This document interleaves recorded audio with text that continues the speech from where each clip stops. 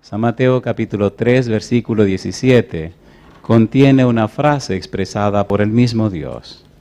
Dice el versículo 17, y hubo una voz de los cielos que decía, este es mi Hijo amado, en quien tengo complacencia. ¿Podemos estar en pie para orar? Querido Padre Celestial, gracias por el día que nos dio y gracias por la oportunidad de reunirnos otra vez en este santo lugar para estudiar su palabra. Señor, gracias por la compañía de los ángeles y gracias por la dirección de su Espíritu. Permita a Dios en esta hora que el Santo Espíritu nos traiga palabra de vida para la vida eterna. Que hoy escuchemos no las palabras de un hombre, pero sí la palabra de Jehová que vive y permanece para siempre. Señor, pedimos su bendición sobre los amigos y amigas presentes, también sobre los hermanos y hermanas que nos acompañan y querido Señor, pedimos su bendición sobre aquellos y aquellas que nos siguen en cualquier lugar del mundo en esta hora. Que ellos también reciban su bendición.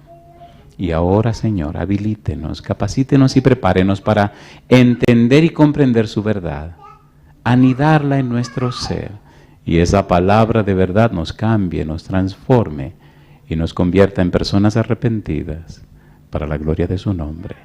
Dios, lo pedimos en el nombre de Jesús. Amén, Señor. Amén.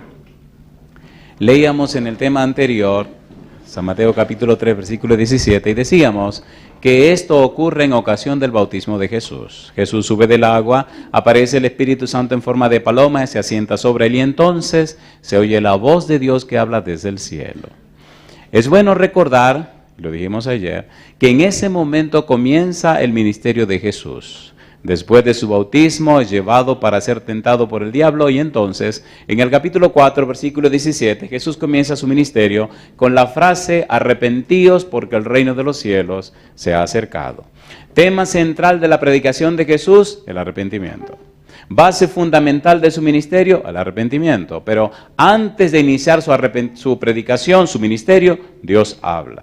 Decíamos también, San Mateo capítulo 17, versículo número 5, si podemos leer, mire lo que dice la Biblia. Ahora vuelve a hablar Dios otra vez y repite la misma frase. En el capítulo 3, versículo 16, Jesús comienza su ministerio. En el capítulo 17, versículo 5, es la experiencia de la transfiguración. Cristo está en el monte, está buscando la forma de fortalecer la fe de los discípulos. Llega el momento crucial de su deceso, de su muerte, de su sacrificio. Cristo se enfrenta con la realidad de que los discípulos no están listos para lo que les espera. No están preparados para ver a Jesús debajo de una cruz. No están listos para ver a Jesús morir como un maldito de Dios. No están preparados para ver a Jesús golpeado por los soldados romanos y escupido y maltratado por los judíos. Para que pudieran mantener su fe robusta, para que estuvieran listos y hacer frente a lo que viene. Entonces Jesús tiene la experiencia en el monte. La Biblia nos dice que esa tarde, después de trabajar todo el día, al atardecer, el Señor Jesús escogió a 3 de sus discípulos, Pedro, Santiago y Juan, y subió con ellos al monte. Los demás quedaron abajo en el valle. Y a medida que ascendían el monte, el sol se ocultaba. Para cuando llegaron a la cima, ya estaba de noche. No había luz. La Biblia refiere que Cristo se transfiguró. Su vestido, su ser, resplandeció de una manera maravillosa y todo el monte se llenó de luz. Juntamente con Jesús, dice el capítulo 17, aparecieron Elías y Moisés. Usted sabe que Elías fue llevado al cielo en un torbellino, en un carro de fuego. Y usted sabe también que Moisés murió, pero en el libro de Judas dice que lo resucitó el arcángel Miguel y lo llevó al cielo. Así que 2 personajes de la tierra, Moisés resucitado y Elías que fue llevado en un carro de fuego, aparecen con Jesús en el monte de la transfiguración. Llama la atención que estos 2 personajes aparezcan. Pero lo que más llama la atención es que Dios hable en ese momento y refiera la misma frase. Primero, en el comienzo del ministerio. Y segundo, ahora que el ministerio concluye. Llama la atención que Dios dice lo mismo, versículo número 5. Capítulo 17, verso 5 dice, mientras él aún hablaba, Una nube de luz los cubrió, y he aquí una voz desde la nube que decía: este es mi Hijo amado, en quien tengo complacencia. La misma frase. Dios repite la misma frase. Parece que Dios tiene un empeño especial en esa frase. Esa frase, decíamos, será objeto de estudio por toda la eternidad, y toda la eternidad no será suficiente para explicar lo que la frase significa. Sin embargo, debemos estudiarla y entender y comprender lo que Dios dice, lo que quiere decir y cómo enseñar lo que Dios quiere decir. Este es mi Hijo amado, en quien mi alma toma complacencia. Decíamos en el tema anterior que Pablo trató de explicar la frase y nos dijo que la primera parte de la frase, mi Hijo amado, que Dios toma del Salmo 2, versículo 7, es y se refiere a Cristo como el Hijo de Dios, un título que adopta el Mesías para venir a la tierra. Cristo es Hijo de Dios por un decreto, versículo 7, capítulo 2 de Salmos. Así que es un título, Hijo de Dios. Cristo es el Mesías, el ungido en hebreo, y el Cristo, el Mesías, en griego. Es Dios que se hace hombre. En el libro de Isaías, capítulo 7, versículo 14, anunciaba precisamente esto. Mire qué cosa linda. Capítulo 7, versículo 14 del libro de Isaías. Mire lo que dice la palabra de Dios y cómo se cumple en la persona de Jesús en este tenor. Dice el versículo 14. Por tanto, el Señor mismo os dará señal. He aquí que la Virgen concebirá, ¿y qué sigue diciendo?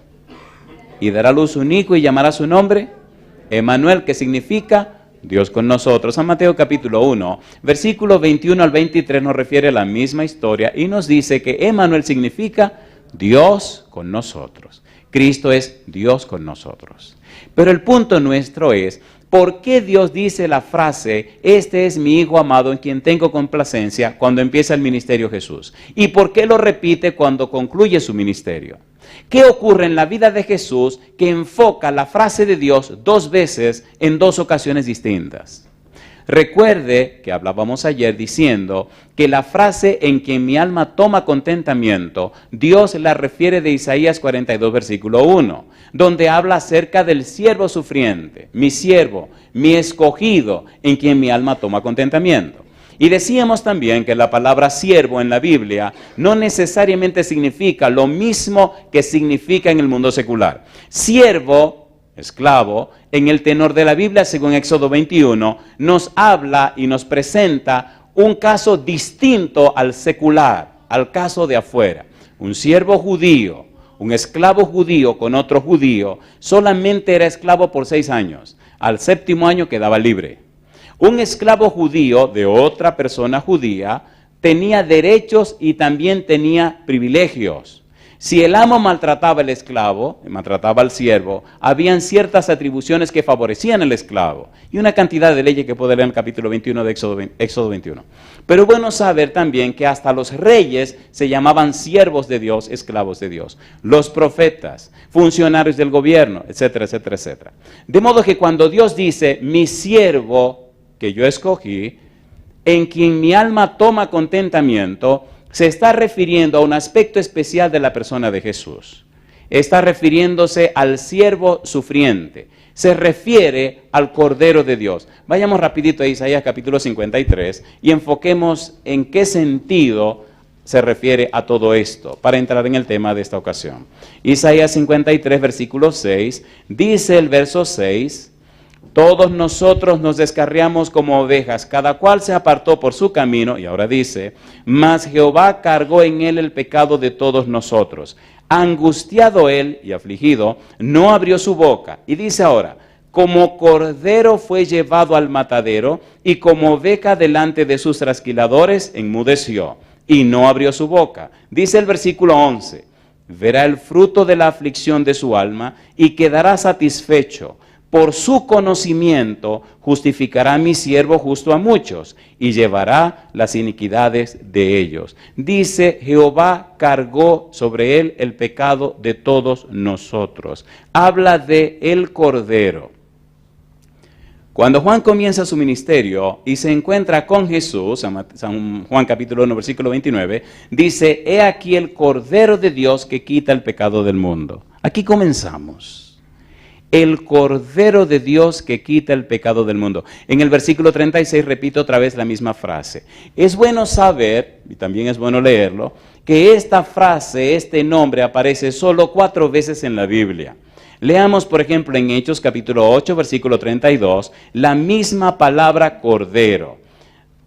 Gracias a Dios tenemos la Biblia en español, pero algunas personas deberían estudiar un poco los idiomas bíblicos para darle matiz, sentido, significado a lo que se estudia. Y quiero decir esto. Cuando leemos la palabra Cordero en Juan 1:29 y el versículo 36, y ahora en Hechos capítulo 8, versículo 32, y en Primera de Pedro 1:19, cuando leemos la palabra Cordero, tiene un significado distinto a cuando leemos la palabra Cordero en el libro de Apocalipsis. La palabra Cordero que aparece en esos 4 versículos que mencionamos tiene mucho que ver con Mateo capítulo 3, versículo 17. Y la otra palabra Cordero de Apocalipsis tiene mucho que ver con la frase que Dios dijo allá en el monte. De allí la importancia de lo que estamos estudiando. Recuerde que decíamos que cuando Dios habla, cuando Dios dice algo, dice más de lo que se dice. Hay una ciencia llamada hermenéutica que estudian los teólogos y los exégetas bíblicos, y esta ciencia trata de la correcta interpretación de la Biblia. La hermenéutica tiene que ver también con la exégesis, también tiene que ver con una cantidad de aspectos interesantes. La exégesis no es más que el estudio del texto, del versículo, quién lo dijo, cuándo lo dijo, cómo lo dijo, por qué lo dijo, a quién se lo dijo, qué significa lo que dijo, etcétera, etcétera, etcétera. Los teólogos se complican mucho la vida, pero bendito sea Dios. Sacan muchas cosas buenas. A veces se confunden tanto la vida que hasta ellos mismos se confunden. Pero bendito sea Dios. Sin embargo, la Biblia sigue firme y sigue siendo una bendición. La hermenéutica nos ayuda a entender la palabra de Dios. Ustedes notarán a medida que avancemos cuán importante es comprender que la palabra Cordero, en el momento que Juan lo dice, es distinto a cuando lo dice el libro de Apocalipsis. Cuando Juan el Bautista dice, este es el Cordero de Dios, tiene un significado. Pero cuando Juan el Evangelista en Apocalipsis dice, el Cordero inmolado, tiene otro significado y es otra palabra. Y tiene una connotación más grande y profunda, que nos ayuda a entender el pensamiento de Dios cuando habló en San Mateo capítulo 3, versículo 17. En Mateo 3:17, Dios habla antes de Cristo comenzar su ministerio. Y en el capítulo 17 habla cuando está concluyendo su ministerio. Lo que Dios está diciendo en estas 2 frases significa todo el plan de salvación, significa todo el haber humano, significa todo lo que el hombre puede entender y comprender, significa una revelación trascendente de Dios. Dios se está refiriendo a un ser divino, un ser monogénez, un ser único, un personaje que no existe otro en todo el universo. No hay otro personaje que siendo Dios se hiciera hombre. No hay otro personaje como Cristo Jesús. No hay nadie como Él, ni en el cielo, ni en la tierra, ni en ninguna parte. De allí la importancia de entender el pensamiento de Dios. La importancia de entender lo que Dios dice y lo que quiere decir. Cuando somos cristianos y conocemos a Dios, cuando somos cristianos y entendemos a Dios, cuando somos cristianos y nos relacionamos con Dios, entonces la vida tiene otra dimensión. Por eso el enfoque de todo lo que estamos estudiando es la palabra arrepentimiento, que significa cambio de la mente, cambio de los esquemas mentales, cambio de los patrones mentales, cambio de los enfoques mentales, cambio de las estructuras mentales. El ser humano necesita un cambio completo en la mente para entender a Dios. Es tan serio el asunto que Jesús dijo, y como en los días de Noé. En los días de Noé vivía la generación más longeva de la tierra. La gente que vivía más años. Número 1. Número 2, las personas que nunca se enfermaron. Número 3, personas con una capacidad mental que jamás puede ser igualada. Número 4, el avance de una tecnología que todavía hoy no se conoce. Número 5, un ambiente distinto a la tierra que conocemos hoy. La tierra jamás era como hoy ahora. Completamente un paraíso. Y sin embargo, el poder mental, la capacidad mental de esa gente no entendieron a Dios. Interesante. Entonces necesitamos la experiencia del arrepentimiento. Todo lo que estamos estudiando ahora es viendo lo que Dios hace para que usted tenga derecho y acceso a un cambio de la mente. ¿Hasta dónde Dios invirtió para que usted tenga ese cambio de la mente? Leamos capítulo 8, verso 32 del libro de los Hechos. Mire qué cosa linda. Dice el verso 32. El pasaje de la escritura que leía era este. Como oveja a la muerte fue llevado, y como cordero mudo delante del que lo trasquila, así no abrió su boca.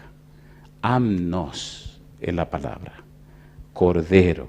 En 1 de Pedro capítulo 1, versículo 19, aparece la misma palabra, la palabra cordero, con un significado tierno, un significado hermoso, un significado profundo, un significado que cuando usted lo entiende, no puede evitar cierta emoción interna, porque es doloroso entender el valor de esta palabra.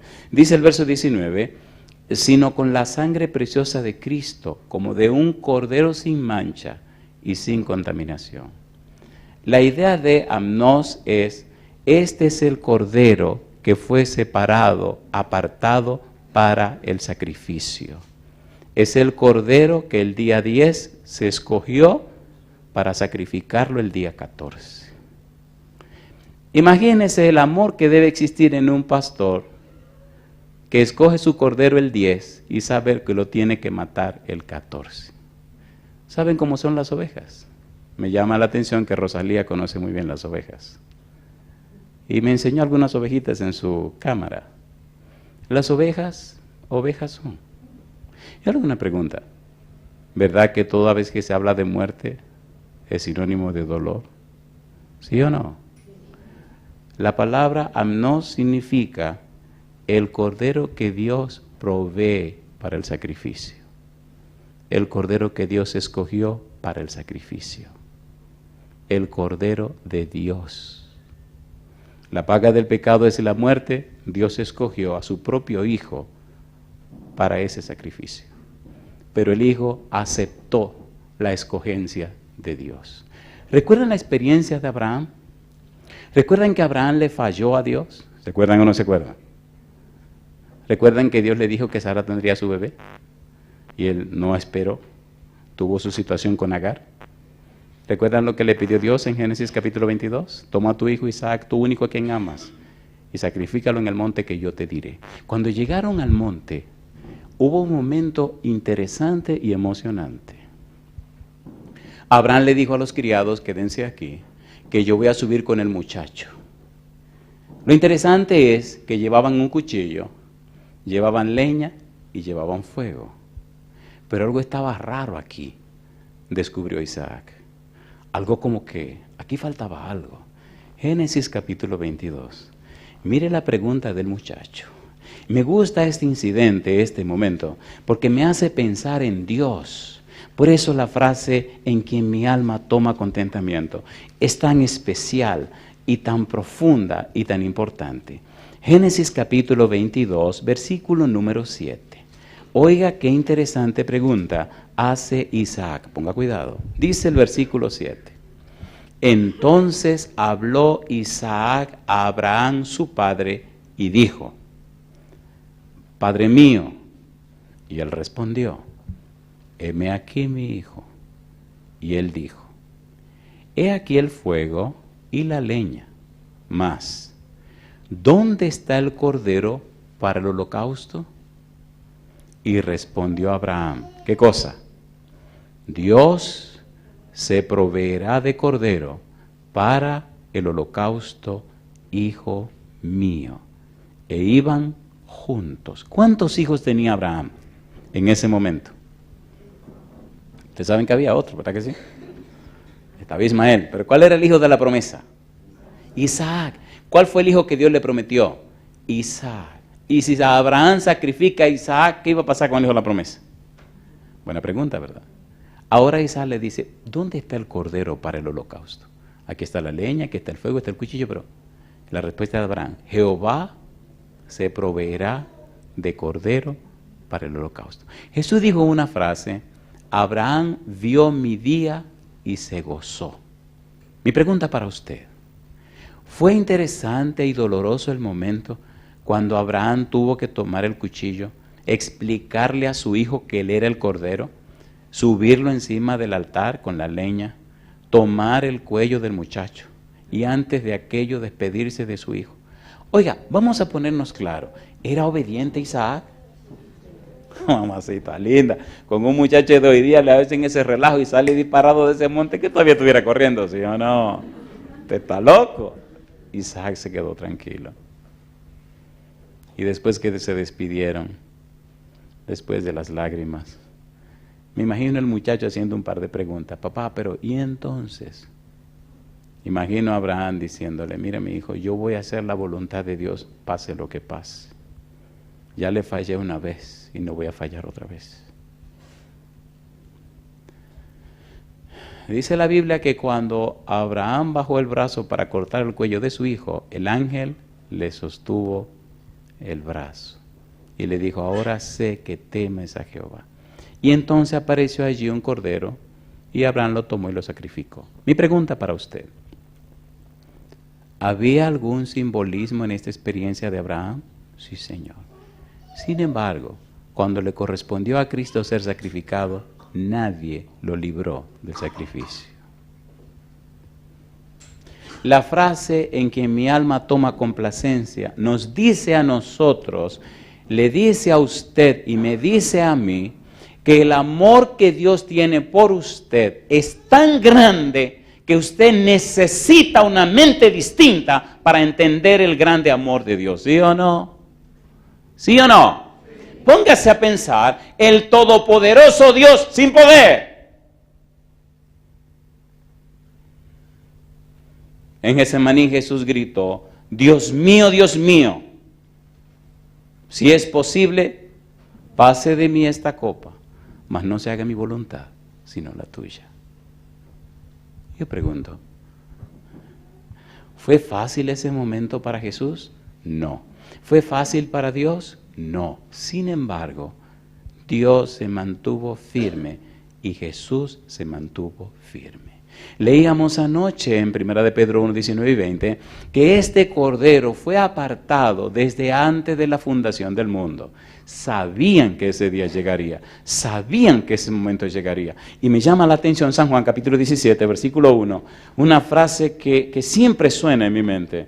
Juan 17, 1, esta frase, hace algún tiempo trabajamos con ella, pero siento la necesidad de trabajarla más. Juan 17, versículo 1. Mire lo que dice el versículo 1, el Señor Jesús preparándose ya para el sacrificio. Dice el verso 17, capítulo 1, versículo 17. Capítulo 17, versículo 1. Estas cosas habló Jesús y levantando los ojos al cielo dijo, ¿qué cosa? Padre, la hora ha llegado. ¿Cuál hora? La hora del sacrificio. Una hora recordada, una hora anunciada, una hora estudiada, meditada, razonada desde antes de la fundación del mundo. Ha llegado la hora donde el cordero que fue apartado tiene que ser sacrificado. Ya ahora no es un amnos, sino un arnión. Ahora no es un cordero que se aparta para el sacrificio, no. Ahora será un cordero que ya le cortaron el cuello, un cordero que ya se desangró, un cordero que ya fue sacrificado. Por eso es tan importante entender la frase de Dios en quien mi alma toma contentamiento. ¿Por qué el alma de Dios toma contentamiento en el siervo sufriente? Porque el siervo sufriente hace posible, querido y querida, que usted y yo otra vez tengamos el derecho y el acceso a la persona de Dios, al trono de Dios, otra vez tengamos acceso a la patria a la que pertenecemos, al reino de nuestro Dios. Y eso posible por el sacrificio de Cristo Jesús. La frase de Dios en que mi alma toma contentamiento va más allá de la simple comprensión humana. La frase en que mi alma toma contentamiento significa más que el simple hecho de salvar al ser humano. La frase en que mi alma toma contentamiento nos dice que hay un conflicto universal y que ahora en esta hora se resuelve ante todo el universo. Y todo el universo entiende que Satanás es mentiroso y padre de mentira. Y Cristo dice, y si yo fuere levantado, a todos atraeré a mí mismo. Alabado es el nombre de Dios. El conflicto en la tierra no solamente es importante para la tierra, es importante para todo el universo. No es un asunto solo de que usted se entregue a Cristo para que reciba salvación y vida eterna. Es más que eso. Es un asunto para que todo el universo sea restablecido otra vez como fue creado en el principio. Apocalipsis capítulo número 5.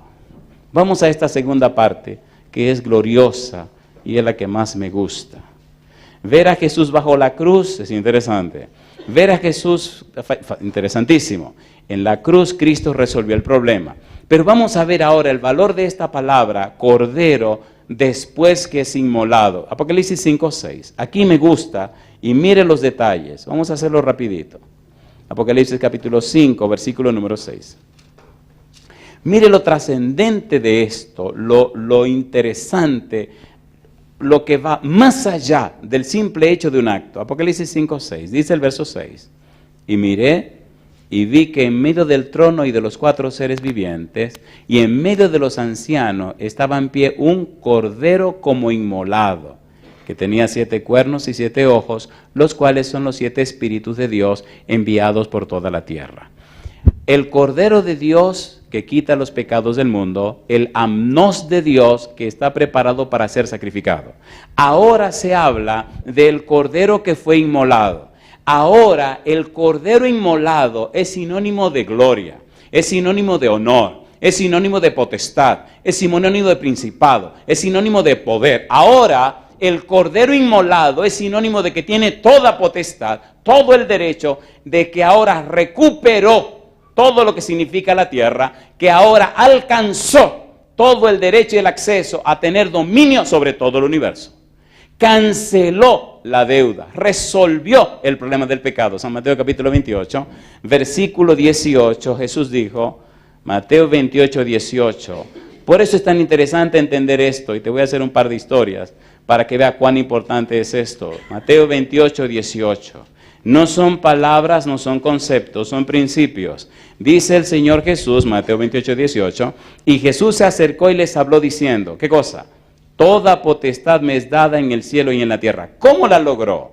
Número 1, el mundo no le conoció. Número 2, los suyos no le recibieron. Número 3, Satanás era el príncipe de este mundo. Sin embargo, San Juan 1:12, a los que le recibieron le dio potestad de ser hechos hijos de Dios. A través de ese pequeño grupo, a través de esos pocos fieles, el Cordero de Dios viene a la tierra, se conecta en la tierra y cumple su misión. Al morir en la cruz, Colosenses capítulo 2, versículo 14, al pagar el precio del pecado, al destruir el pagaré, el hierógrafo, la carta que había contra nosotros, al pagar el precio de nuestros pecados, al triunfar sobre Satanás y sus demonios en la cruz, al recuperar el dominio en la tierra, al esclarecer ante el universo la situación del Padre Celestial, al vindicar el carácter de Dios, entonces Jesús recibe toda potestad en el cielo y en la tierra. Por eso ahora, en el nombre de Cristo, somos más que vencedores y alcanzamos salvación y vida eterna. Llama la atención cuando usted se enfrenta con personas endemoniadas. Llama la atención cuando usted tiene que encarar a un demonio, la forma como tiembla cuando usted menciona el nombre de Jesús. Pero cuidado, no es solo mencionar el nombre de Jesús. Asegúrese de usted estar conectado con Jesús. Hay un poder en el nombre de Jesús. Hay un poder en los hijos de Dios que sirven y rinden olor a Jesús, que hace temblar a las fuerzas del enemigo. ¿Recuerdan ustedes que cuando Jesús terminó su sermón del monte, bajó del monte y se encontró al pie del monte con un leproso? San Mateo capítulo 8, versículo 1 y 2. El leproso le dijo, si quieres, puedes limpiarme. Jesús lo tocó y dijo, quiero, sé limpio, y lo sanó. Cristo entonces toma la barca para cruzar el lago y llegar a la ciudad o a la zona de Gadara. Cuando tomó el barco, quedó dormido y vino una terrible tormenta. Los discípulos lo despiertan, Jesús se despierta, mira el alboroto, mira lo que está pasando y le dice al mar, calla, enmudece. Y entonces el mar se aquietó, la brisa dejó de soplar, se disiparon las nubes y brilló la luna. Los discípulos se preguntaron, ¿quién es este que aún el viento y el mar le obedecen?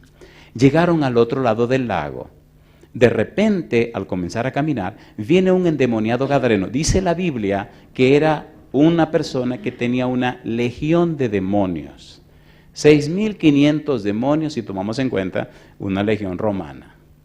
Cuando el endemoniado se encara con Jesús, cae a sus rodillas y le dice, ¿qué tienes con nosotros, Jesús, Hijo del Altísimo? ¿Por qué me atormenta? Ha venido a atormentarnos antes de tiempo. Y allí comienza el diálogo hasta que Cristo libera a aquel hombre, retira a los demonios. Entonces la gente de la ciudad de Gadara le dicen a Cristo que se vaya de sus contornos.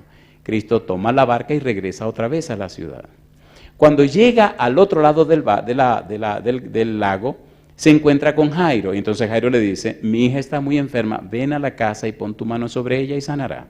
Cuando Jesús va con Jairo del lago para la casa de Jairo, en el camino se encuentra con una mujer que tiene una enfermedad hacía 12 años. Tenía un problema de flujo de sangre, un problema de hemorragia.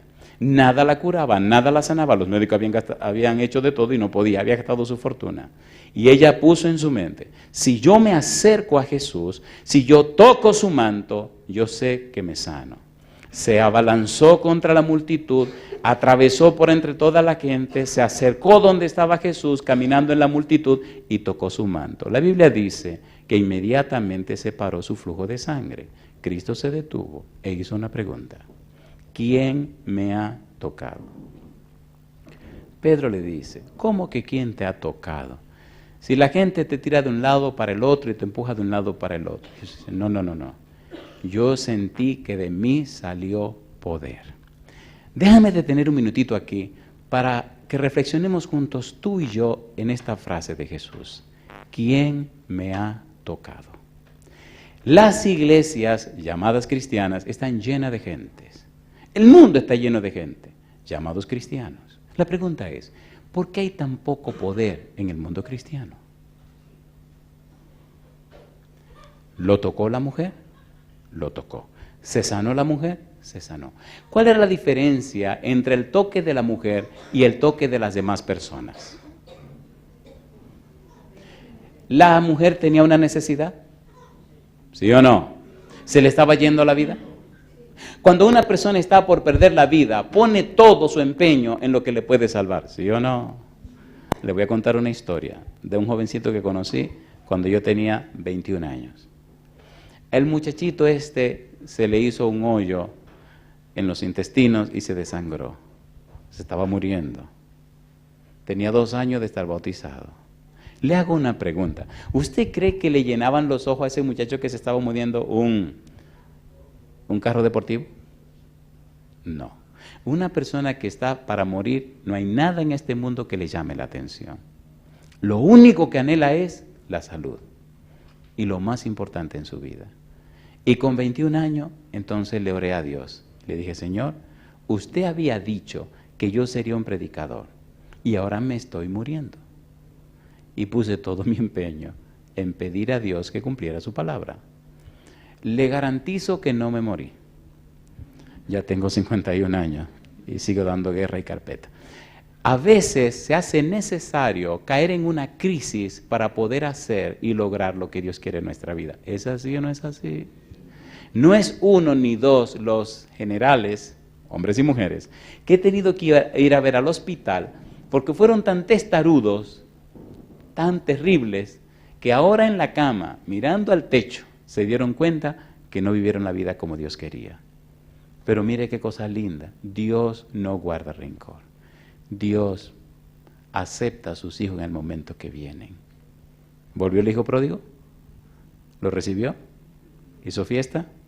Yo no sé si hay un hijo pródigo del Señor aquí en esta noche, o una hija pródigo. Mira, yo no sé cuál es tu situación, o una enfermedad. Yo no sé qué es lo que está pasando contigo. Una cosa yo sé, que Dios nos dio a Jesús para pagar el precio de nuestros pecados y darnos así salvación y vida eterna. Eso es lo que yo sé. Cuando la mujer se sanó, el Señor le dijo, hija, ve en paz. siguió camino a la casa de Jairo.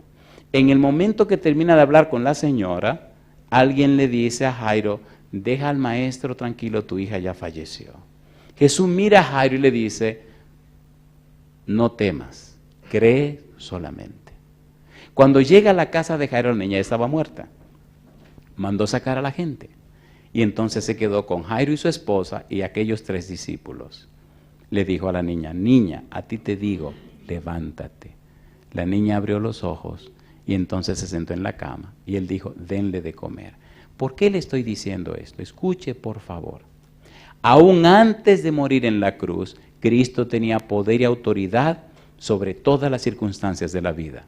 Y ahora, después que muere en la cruz, después que es el arnión, el cordero inmolado, mire lo que dice la Biblia, mire qué cosa linda, Apocalipsis capítulo número 5. Y esta es la parte que más me emociona, porque es un derecho legal que puedo esgrimir contra Satanás y contra cualquier circunstancia, donde quiera que estoy, porque Cristo ya venció en la cruz. Apocalipsis capítulo número 5. Versículos 6, ya lo leímos, versículo número 8. Dice el verso 8, Apocalipsis 5, 8, y cuando hubo tomado el libro, los 4 seres vivientes y los 24 ancianos se postraron delante del Cordero.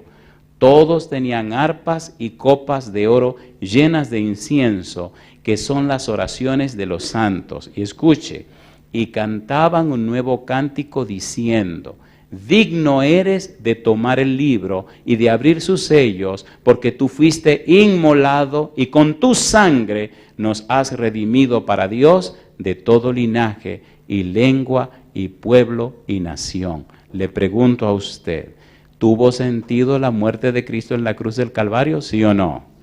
Cuando Dios dice, en quien mi alma toma contentamiento, nos está diciendo, este siervo sufriente, este es el Cordero de Dios, este es el personaje que resolverá el problema del pecado. Esta es la llave de entrada otra vez en el reino de los cielos. Este es el que tiene acceso para que el Espíritu cambie y transforme tu mente y tu corazón. Este es el que puede habilitarte para entenderme y comprenderme a mí. Este es el que puede resolver el problema que nos separó a ti y a mí, llamado pecado. Este Cordero de Dios, este siervo sufriente, este Cristo Jesús es la solución al problema cualquiera que sea.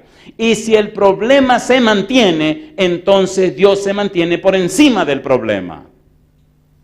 La mayor tragedia del cristianismo es no conocer a Cristo. La mayor tragedia del cristianismo es no conocer a Dios. La persona involucrada o envuelta en el cristianismo es la persona de Dios. Dios Padre, Dios Hijo, Dios Espíritu Santo. Todo el cielo empeñado e interesado en el ser humano. Todo el cielo enfocado en guiar y dirigir la vida del ser humano. Número 1, Apocalipsis capítulo 5, versículos 6, 8 y siguiente, presenta a Cristo como el centro de los ángeles, el centro de los redimidos y el objeto de su adoración. Capítulo 7, versículo 17, presenta nada más y nada menos que a Jesús como el conductor y pastor de los santos. Capítulo 21, versículo 23, lo presenta como la luz de la santa ciudad. Capítulo 6, versículo 1 y 16, presenta a Cristo como aquel a quien se le ha entregado todo juicio, toda justicia, aquel en cuya mano se deposita todo, porque cumplió y alcanzó aquellos parámetros establecidos por Dios. Pastor Portes, ¿y por qué esto es tan importante para nosotros? El Señor Jesús dijo, el que no naciere de nuevo, no entrará en el reino de los cielos. La palabra de Dios establece, necesitamos ser arrepentidos para entrar en el reino de los cielos. El apóstol Pablo dijo, necesitamos la renovación de nuestro entendimiento.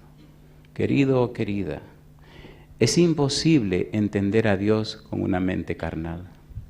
No importa cuánto te esfuerces, necesitamos la unción y dirección del Espíritu para entender las cosas espirituales, porque las cosas espirituales se disciernen espiritualmente. Para que tengas acceso a esa comprensión, para que tengas acceso a ese entendimiento, Dios nos dio a Jesús para pagar todos los costos y todo el precio necesario para Él otra vez reconciliarse contigo y reconciliarse conmigo.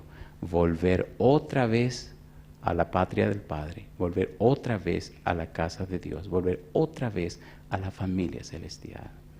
Todo el trabajo, todo el sacrificio, todo el empeño de Dios para abrir un camino, una senda donde puedas transitar y regresar otra vez al seno de nuestro Padre Celestial. En el libro de Efesios, en el capítulo 2, el versículo 19, me ayuda a pensar en Dios como un Padre y tiene una familia. Dice el versículo 19, así que ya no sois extranjeros ni advenedizos, sino conciudadanos de los santos. ¿Y qué dice ahora? Y miembros de la familia de Dios. ¿Te gustaría ser miembro de la familia de Dios? Estaba en una ciudad y una noche vino una dama. Hay personas en este mundo de cuya vida se sabe poco y lo poco que se sabe no es suficiente para entender situaciones que ocurren. Esta dama se ganaba la vida de una manera muy extraña, no asunto de hombres o de sexo, no. Se ganaba la vida atracando a la gente, se ganaba la vida matando a la gente si era necesario. Y vino a la campaña y escuchó la conferencia. Y cuando todo terminó, me preguntó si yo podía visitarla en su casa. Y le dije que sí. Yo no sabía con quién estaba hablando. Así que pregunté la dirección de la dama, quién era, todo el mundo la conocía. Y fui a visitarla. Nunca en mi vida, nunca olvido esta experiencia. ¿Cómo Dios puede sacar a una gente de lo más bajo, de lo más bajo, de lo más sucio, de lo más sucio, de lo más... y llevarlo a una experiencia increíble? Fui solo a la experiencia con esa señora porque algunos como que me sacaron el cuerpo y no querían ir conmigo por quién era la dama, no era paja de coco. Y en el baje, bueno, no era nada bueno. Paja de coco es una expresión muy dominicana, ¿verdad? Ella vive en un ensanche que se llama Bermúdez, donde los valientes tiemblan.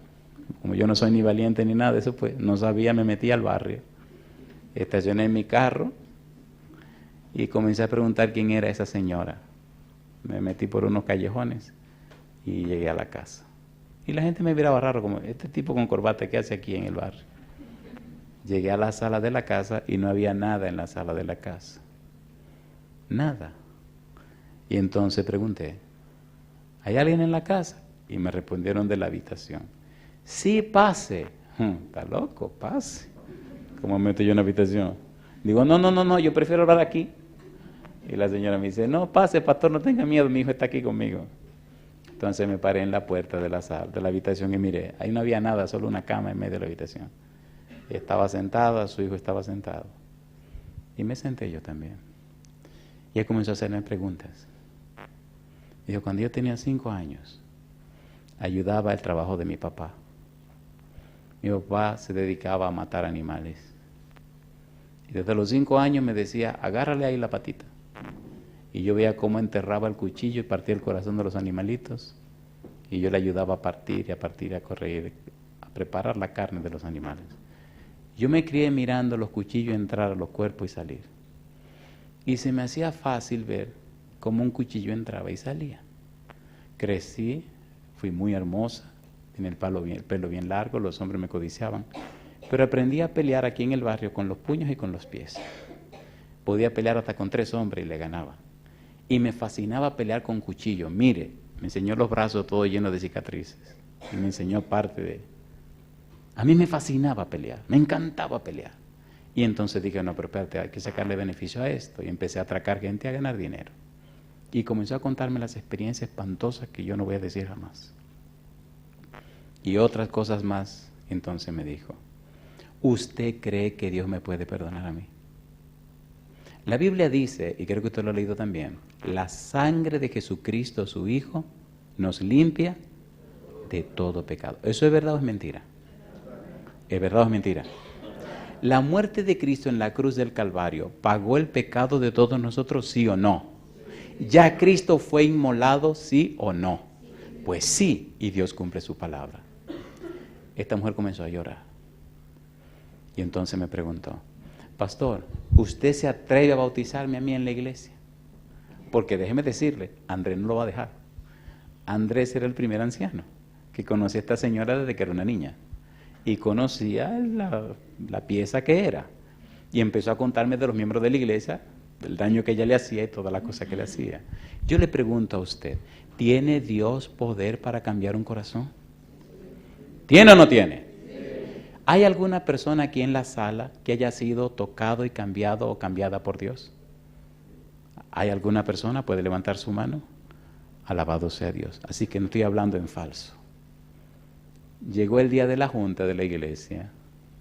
Estábamos leyendo una lista larga de nombres. Esa campaña empezó para durar 3 semanas y duró 17 semanas. Una campaña maravillosa. Cuando dejé de último el nombre de esta señora, era el nombre número 38. Cuando yo leí el nombre de la amiga Bruna, hubo un silencio en la junta, compadre. Ustedes saben cómo somos nosotros. Y me dice el primer anciano, yo oí bien. Y yo le respondí con una sonrisa, usted oyó perfectamente. Y se le llenaron los ojos de lágrimas. Y me dijo, ¿y quién puede impedir lo que el Espíritu puede hacer? Y yo hago una pregunta esta noche. ¿Es el cielo para los pecadores o es el cielo para los santitos? Bueno, vamos a decir que para los dos. Si usted se siente muy santo, bendito sea Dios. Venga a Cristo Jesús y Él le da salvación y vida eterna. Pero si usted es un pecador como yo, póngase en pie. Porque el cielo es para usted también. Esta noche yo quiero orar con los pecadores. Pero déjeme decirle con cuáles pecadores. La humanidad está en una crisis espantosa. Pero la humanidad es el resultado de las decisiones que hicieron los que se llaman padres y madres. ¿Sí o no? ¿Sí o no? Si usted papá o usted mamá fuera una persona arrepentida, con una mente cambiada, una persona nacida de nuevo, una persona completamente entregada a Dios, yo le pregunto, ¿verdad que su casa sería distinta? ¿Sí o no? Pero ¿verdad que sus hijos posiblemente serían distintos? En casa tenemos 3 hijos que Dios nos dio. Y mi esposa y yo hemos decidido servirle a Dios y vivir para la gloria de su nombre. Y hemos visto cómo Dios ha cuidado y protegido a nuestros hijos. Y a veces nos cuentan unas historias, son unos bárbaros, nos la cuentan después que la viven. Papi, tú no sabes que un día en la universidad salí en el carro de una amiga. Mi negra, pero tú no tienes licencia. ¿Qué me acordaba yo? Ay, mamacita linda, y entonces, oiga, me puse nervioso, pero ya había pasado. ¿Hacen o no hacen su poca diablura los muchachos? ¿Sí o no? ¿Sí o no? Pero benditos sean los padres que oran por los hijos. Y después le cuentan eso a uno como una hazaña y uno con el corazón en la boca. Pero tú nunca me dijiste eso. Ay, ¿cómo te lo iba a decir? Yo sabía la que me venía. Yo quiero orar esta noche por los padres. Todo aquel o aquella que tiene hijo. Y 2 cosas. Primero, oiga bien, sin emoción, con la sangre bien fría. Primero, si usted sabe que usted no ha sido el ejemplo y el modelo para su hijo o su hija, usted es la persona con la que yo quiero orar. Número 2, si usted ahora quiere que el Señor tenga derecho sobre usted y todo el poder del cielo trabajen en su vida para usted ser lo que debe ser, entonces yo quiero orar por usted. ¿Hay algún valiente, alguna valiente que se atreva a decir sí levantando la mano? Son demasiados. Son demasiados. Recuerden que estoy hablando para los que tienen hijo, los que tienen hija. Lo suyo viene después, no se preocupe. Yo quiero que pasen al frente esos que tienen hijos o hijas. Vengan conmigo aquí arriba. Suban aquí arriba conmigo. Yo quiero que el mundo entero los vea. Si usted tiene hijo o hija, usted es un padre o una madre, y esta noche usted le dice a Dios, Señor, yo no he sido el modelo para mi hijo o para mi hija. Señor, yo no he sido lo que debo ser, pero esta noche, Señor, le doy derecho sobre mí para que Cristo me cambie, para que Cristo me convierta en lo que debo ser, para que trabaje en mi mente, transformándola conforme a la mente de Cristo, para que haga en mí el milagro del nuevo nacimiento. Lo que los hijos creen, queridos y queridas, no es lo que le decimos. Nuestros hijos creen en lo que nosotros somos. Para ellos vale más un testimonio, una experiencia, un momento donde reflejamos nuestro verdadero yo. Para ellos vale más la honestidad, la autenticidad, que todos los sermones que podamos decir. Nuestros hijos no son tontos, nuestros hijos son muy sabios y ellos saben quiénes somos los padres. Quiera Dios que en esta ciudad de Bariloche cada hogar se convierta en un pedazo de cielo y cada padre se convierta en un modelo. No es un asunto de que te van a salir las alas, pero sí es un asunto de que el Señor te limpiará con la sangre de Cristo Jesús. Y qué lindo será cuando tú puedas verle los ojos a tus hijos. Y qué lindo será cuando tú le digas, hijo, perdóname, me equivoqué. O cuando le digas a tu hija, mi negra linda, perdóname, me equivoqué. Dejémonos de máscaras, queridos. Por eso necesitamos que el Espíritu nos cambie y nos transforme. Porque Dios quiere salvar a la familia. El Señor no quiere dividir hogares. Su anhelo es reconciliar los padres con los hijos y los hijos con los padres. Es el mensaje de Elías, fue el mensaje de Juan el Bautista, y es el mensaje del tiempo final. Es el mensaje que queremos predicar. Un papá arrepentido, una mamá arrepentida, un hijo arrepentido y una familia completa arrepentida, ungida del Espíritu Santo. Querido Padre Celestial, gracias por la reunión de esta noche.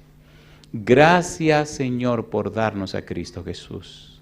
Gracias porque antes de la fundación del mundo, usted escogió a Jesús para ser el Cordero de Dios que quita, que carga, que lleva el pecado del mundo. Dios Santo, Padre amado, gracias por ese concilio que se llevó a cabo antes de la fundación del mundo, donde usted, Señor, donde el Señor Jesús y el Santo Espíritu acordaron que Cristo sería nuestro garante. Y gracias porque en el momento de la crisis, el Señor Jesús valientemente puso a un lado su capa real, puso a un lado su corona, entregó su cetro y vino a este mundo de oscuridad y de pecado a nacer como un niño indefenso. Oh Dios, qué santa valentía. Gracias porque llegó la hora y fue levantado en la cruz. Pero gracias, Señor, porque al tercer día se levantó de la tumba y ahora está sentado a la diestra del Todopoderoso. Oh Dios, inspírenos a la Biblia como padre y madre para llenarnos de ella y aprender sus santos principios. Hoy, como ministro del Evangelio, presento a este grupo de padres y madres, pero también a aquellos que nos siguen en cualquier lugar del mundo. Dios eterno, rogamos en esta hora que el Santo Espíritu descienda sobre cada uno de ellos y ellas. Que desde hoy sus corazones sean cambiados, que desde hoy sus vidas sean tocadas para la gloria de su nombre, que desde hoy sean vestidos con su manto de justicia y desde hoy sean sellados por el Espíritu Santo.